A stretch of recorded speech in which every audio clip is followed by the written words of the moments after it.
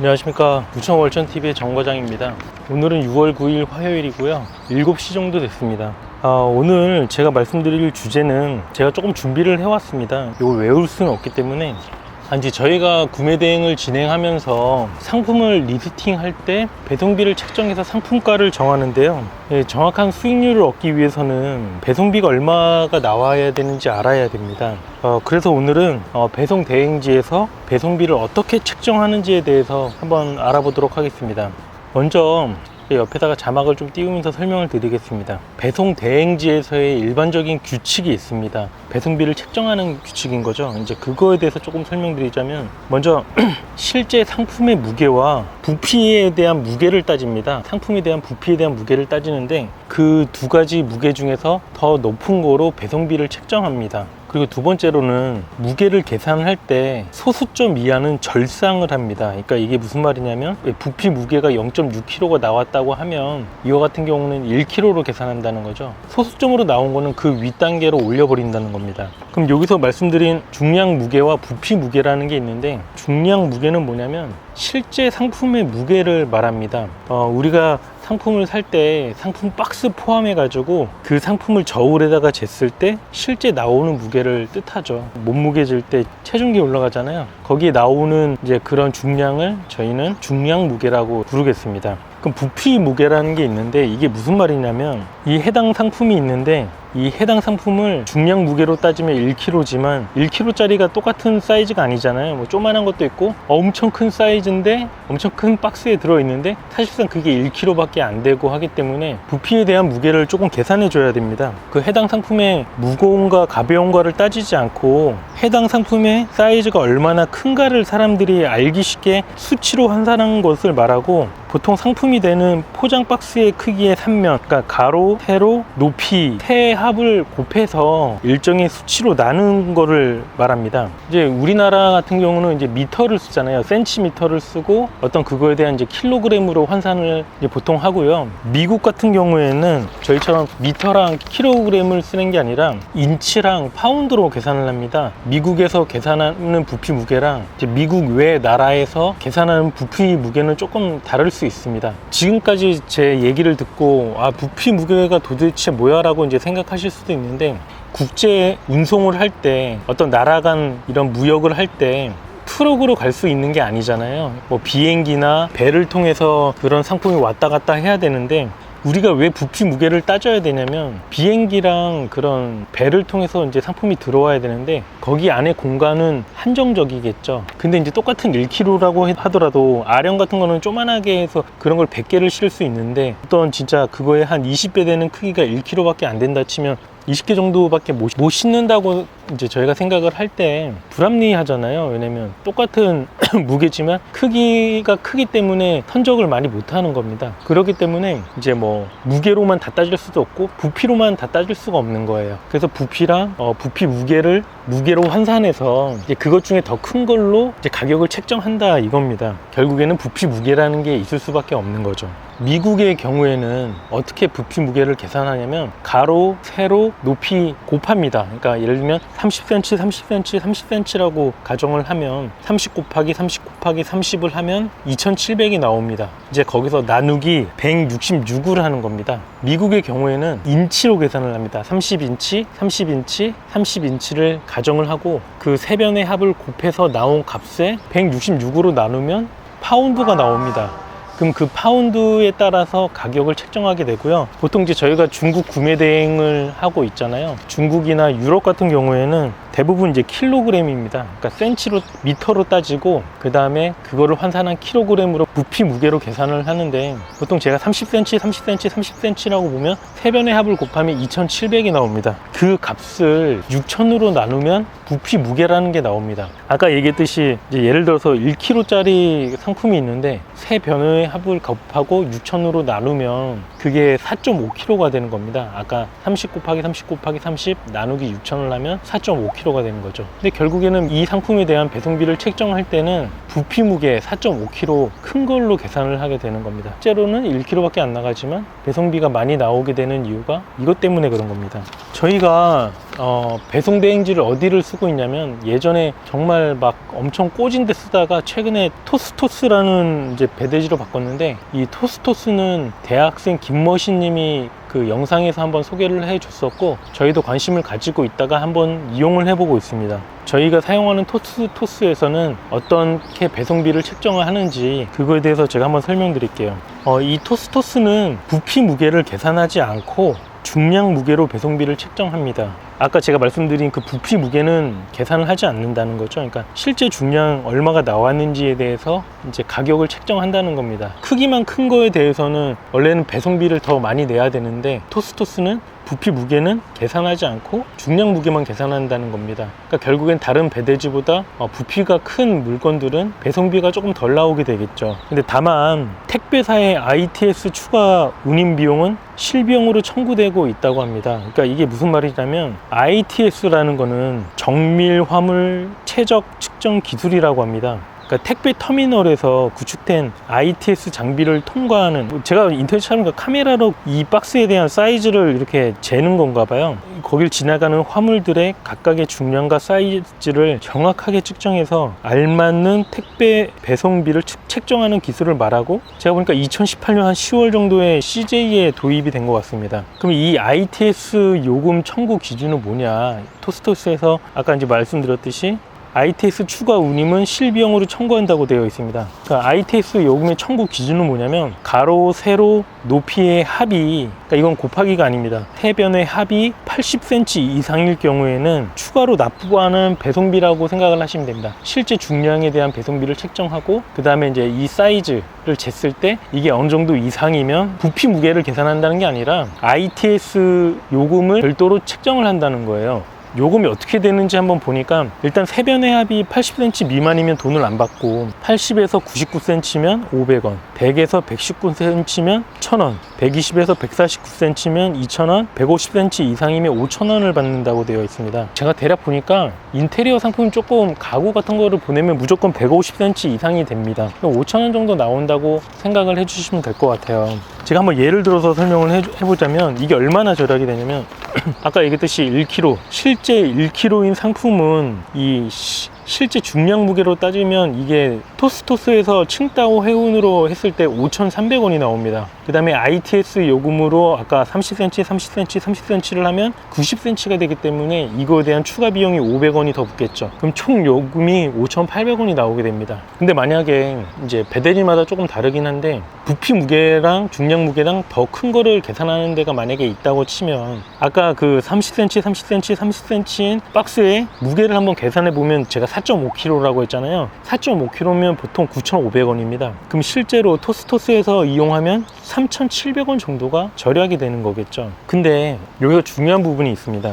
이런 상품들이 어느 정도 사이즈가 커지면 CJ에서 이거를 취급을 안 하고 CJ에서 경동이나 다른데 화물 택배로 이거를 넘겨버립니다. 그럼 여기서 이제 문제가 발생하게 되는 거예요. 저희가 사용하는 토스도 마찬가지지만 이거는 배대지마다 틀립니다. 어떤 CJ에서 경동으로 넘겼을 때 이 경동에서 일 처리를 해야 되는데, 경동에서 일 처리를 해야 된다는 건 뭐냐면, 여러분들이 아시겠지만 경동 택배는 화물 택배입니다. 무조건 사이즈가 크거나 그런 택배들을 위주로 취급하는 택배사예요. 근데 저희는 이제 배대지에서 CJ에서 일 처리할 거라고 생각을 하고 돈을 줬는데, 근데 이게 이제 알고 보니까 ITS로 때려 보니까 이게 이제 사이즈가 너무 크고 무게가 나가니까 이걸 경동으로 넘겼어요. 그럼 경동에서는 그 비용 가지고는 이 화물 택배 운영할 수가 없거든요. 그럼 결국에 추가 요금이 발생하게 됩니다. 근데 그 추가 요금을 누가 내는지가 중요한 건데, 어떤 배대지는 이거를 배대지에서 선 계산을 하고 저희한테 후 청구를 하게 되는 배대지가 있고요. 저희가 예전에 사용했던 배대지는 그렇게 진행을 했었고, 지금 사용하고 있는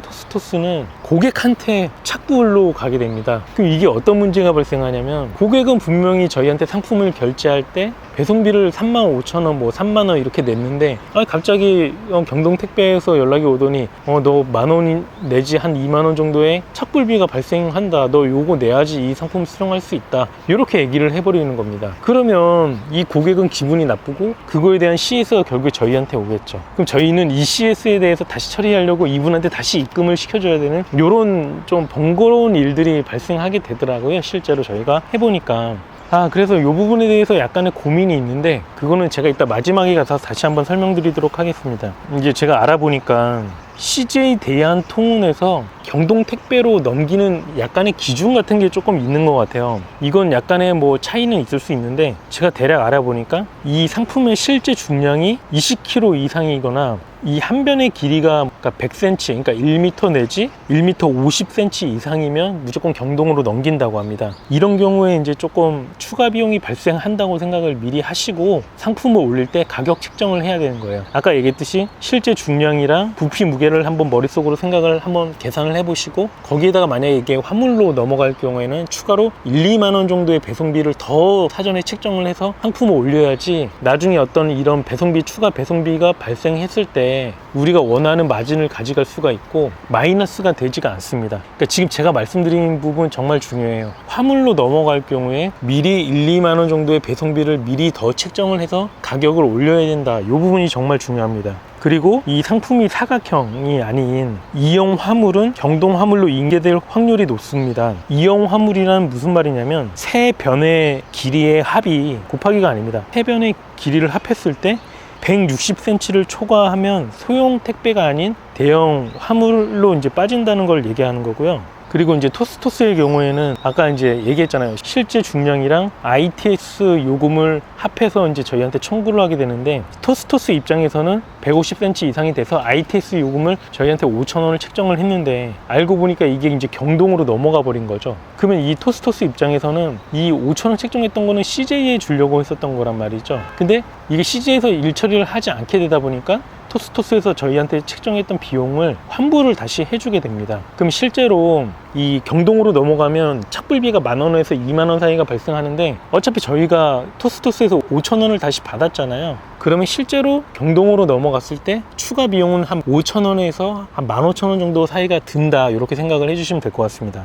그래서 이제 저희가 조금 고민하고 있는 부분에 대해서 한번 말씀드릴게요. 예전에 사용했던 배대지는 이게 다 신용으로 처리가 됐었습니다. 화물로 넘어갔을 때. 그리고 꽤 화물로 넘어가는 건들이 많이 있었어요. 저희가 취급하는 물건이 그래도 나름 사이즈가 있는 물건들이어가지고 경동으로 넘어가는 건들이 많아서 추가 배송비가 정말 많이 발생했었어요. 어찌됐든 그게 고객한테는 피해가 안 가고 나중에 저희한테 청구하기 때문에 CS가 줄어든다는 장점은 있습니다. 근데 그거에 대한 문제가 또 하나 있는 게 뭐냐면 실제로 이 배대지를 솔직히 믿지는 못하겠더라고요. 예전에 사용하던 배대지는 토스토스처럼 만약에 이게 화물로 넘어갈 경우에 본인들이 책정해놨던 그런 배송비에 대해서 일부를 저희한테 환급을 해줘야 되는데, 실제로 그게 잘 안 되는 것 같고 그런 경동 택배비도 생각보다 많이 책정이 되는 것 같아서 사실 잘 믿지를 못하겠습니다. 그런 거에 대한 문제가 있고요. 신용으로 처리하게 되면 미리 얘네들이 지급하고 우리한테 청구하는 거기 때문에 솔직히 잘 믿지는 못하게 되는 거고요. 이제 만약에 이제 지금처럼 고객한테 청구를 하게 될 경우에는 어쨌든 고객한테 청구를 하고 실제로 그 돈이 실제로 지급이 된 거를 저희가 확인하고 돈을 주기 때문에 그런 믿지 못하는 부분은 생기지 않을 것 같고,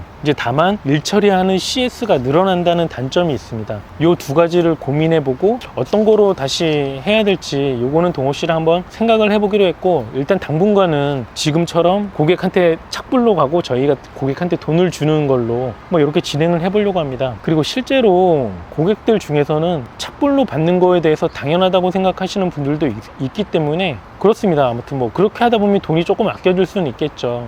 오늘 제가 말씀드린 거에 대해서 조금 한번 다시 정리를 해볼게요. 이 배대지에서 어떤 배송비를 책정할 때 일반적인 규칙이 있다고 제가 말씀드렸습니다. 첫 번째로는 실제 상품의 무게랑 아까 부피 무게 제가 계산하는 거 알려드렸죠. 이 두 개 무게를 따졌을 때 더 큰 무게가 나온 걸로 배송비를 책정한다. 그 다음에 무게를 쟀을 때 소수점으로 나온 거는 절상한다. 아까 0.6kg가 나온 경우에는 1kg로 계산한다. 이 부분 알아두시면 될 것 같고요. 그 다음에 미국 같은 경우는 우리처럼 킬로그램이 아니라 파운드로 계산을 하고, 이제 그런 길이를 잴 때는 인치로 이제 이렇게 길이를 재는 거죠. 인치로 길이를 재고 파운드로 환산을 한다. 우리나라 같은 경우는 센티미터나 미터로 재고 킬로그램으로 환산을 한다. 그래서 부피 무게를 따졌을 때는 미국과 미국의 뭐 예를 들면 중국이나 한국 같은 경우 이 부피 무게를 계산하는 방법이 조금 틀리다. 근데 이제 저희가 지금 대부분 주력으로 하고 있는 건 중국이기 때문에 아까 제가 말씀드렸던 센티미터랑 미터로 환산하는 법을 조금 알아두시면 될 것 같아요. 다시 한번 말씀드리지만 가로 곱하기 세로 곱하기 높이, 이 센치를 3개를 곱해서 거기에 6천 내지 5천으로 나눠야 됩니다. 제가 왜 6천 내지 5천이라고 했냐면 배대지마다 조금 계산하는 게 틀려요. 어떤 배대지는 5천으로 계산하고 어떤 배대지는 6천으로 계산하기 때문에 그거는 자기가 이용하는 배대지가 어떻게 계산을 하고 있는지 조금 생각을 하고 어떤 상품을 올릴 때 가격 책정을 해야겠죠. 그렇게 알아두시면 될 것 같고요. 그 다음에 이제 우리가 국제 운송을 할 때 왜 부피 무게를 따지냐면 공간이 한정적이기 때문에 부피랑 무게를 다 따져야지 이제 효율적이고 그쪽 입장에서 좋겠죠. 그 다음에 저희가 이용하는 배대지는 토스토스고, 토스토스는 부피 무게는 생각하지 않고 계산하지 않고 실제 무게만 계산한다. 다만 실제 무게 말고 그 다음에 부피에 대한 부분은 ITS에 대한 실제 비용을 청구한다. ITS는 아까 이제 CJ 같은 그런 회사에서 상품에 대한 사이즈를 그 카메라로 찍어서 실제 가격을 책정하는 건데, 뭐 제가 아까 설명드렸죠. 뭐 80cm 미만은 돈을 안 내고 150cm 이상은 5,000원까지 돈을 낼 수 있다. 그래서 어쨌든 부피 무게를 계산하지 않기 때문에 토스 배대지를 이용하면 조금 더 부피가 큰 물건들은 배송비가 절약될 수 있다. 그 다음에 이런 택배들이 화물로 옮겨지는 경우가 있는데 보통 CJ 택배의 경우에는 실 중량이 20kg 이상이거나 그 한쪽 면이 100cm 이상 150cm 이상이면 경동 같은 택배로 택배가 인계가 되고, 인계가 될 때 배대지마다 틀리긴 하지만 고객한테 착불로 갈 수도 있고 배대지에서 선불로 내줄 수도 있다. 어쨌든 화물로 가는 순간 추가 택배 비용이 발생한다. 그 부분을 이제 알아두시면 될 것 같고요. 어쨌든 제가 좀 오늘 설명드린 부분이 조금 이해가 안 가실 수도 있는데 중요한 건 그겁니다. 오늘 제 영상을 보시고 뭐 하나를 생각하시면 되냐면, 저희가 상품 리스팅을 할 때 배송비를 책정해야 되잖아요. 배송비를 책정할 때 저희가 올리고자 하는 그 상품의 무게만 따질 게 아니라 부피도 한번 따져봐야 된다. 대략 머릿속으로 계산했을 때 아까 얘기했죠. 30, 30, 30 정도가 나오면 4.5kg가 나오고 대략 그 정도면 10,000원 정도의 배송비가 들겠구나. 왜냐면 이 실 중량은 뭐 5, 6천 원밖에 안 들지만 실제 부피가 큰 것들은 한 10,000원 정도의 배송비가 발생하는 거고요. 가구 같은 거 올릴 때는 제가 봤을 때 적어도 30,000원 이상으로 올려야지 마이너스 보는 일은 없습니다. 근데 이게 분명히 부피가 어느 정도 큰 거다 그러면 이미 머릿속으로 경동으로 넘어갈 거라고 생각을 하고, 실제로 저 상품이 무게가 많이 나가는지 부피가 얼마인지를 그 계산식이 있을 거 아니에요. 요금이 책정된 게 있을 거 아니에요. 그거를 대략적으로 내 머릿속에 넣어놓고 그 상품을 리스팅할 때 머릿속으로 대략 계산을 해서 리스팅을 할 필요가 있다. 뭐 사이즈가 작은 것들은 그냥 일반적인 택배비로 올리면 되지만 상품이 큰 인테리어 상품 같은 경우에는 대략 머릿속으로 저건 30,000원, 저건 40,000원, 요건 경동으로 넘어가고 요거 여기서 빠지고 저기서 마진을 남기고, 이게 정말 중요합니다. 처음에 상품 리스팅 하시는 분들이 조금 실수하는 게, 저희도 마찬가지였지만 배송비를 조금 낮게 책정을 해요. 이렇게 경동으로 넘어가면 추가 비용이 발생한다는 걸 대부분이 모릅니다. 저희도 몰랐었고요. 하다 보니까 이게 실제 경동으로 넘어가는 건들이 거의 50% 이상이 됐었습니다. 그러다 보니까 추가 비용이 매번 발생했었고, 그런 우리가 정해놨던 마진이 결국에 떨어지는 일들이 발생하더라고요.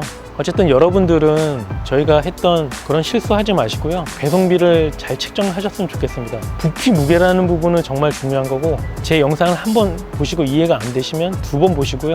그 다음에 또 모르시는 게 있으면 댓글 남겨주시면 제가 친절하게 설명드리도록 하겠습니다. 오늘 영상 여기까지 찍겠고요. 다음에 또 좋은 영상으로 찾아뵙도록 하겠습니다. 감사합니다.